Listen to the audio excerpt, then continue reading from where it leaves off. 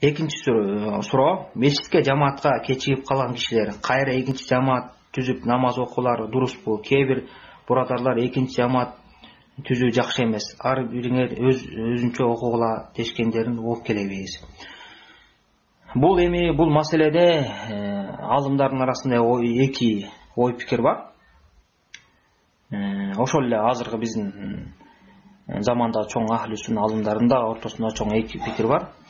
Бирок бир маселени билип алыш керек. Бул экинчи жамаат болбойбу деген бул кайсынысы жакшыраак эмес, бул макрухпу же макрух эмеспи, ушунда гана талаш да. Бул жерде баягы намазың такыр эле туура эмес болуп калат, намазың кабыл болбойт деген сөз болгон жок бул жерде. Ушу макрух болбойбу же болуп калабы ошол жөнүндө. Же болбосо эки жамаат кылган, экинчи жамаат кылса ошондо соопко жетеби, жетпеби ошол тууралуу болуп атат. Анан Аллаху алам, бул ичинде булардын эки тараптын далилдерин айтыш үчүн көбүрөөк убакыт кетип калат. Анан мүмкүн дагы бир башка убактарда, башка сабактарда айтканга аракет кыларбыз.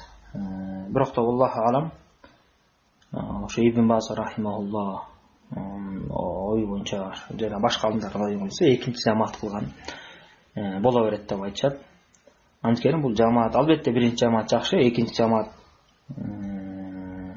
ал деле жамаат болуп салат. Анткени пайгамбар саллаллаху алейхи вассалам намаз окуп бүткөндөн кийин ошо бир адам кечигип калганда, ошо кийинки турган адамга, ошо кечигип калган адамга ким аны менен кошулуп окуп садака кылат деп жана намаз окуп бүткөн кишилерге айткан. Анан бирөө туруп ошолордун чогуу намаз окушкан. Ошол себептен азымдар болот деп айтышат. Аллаху алам.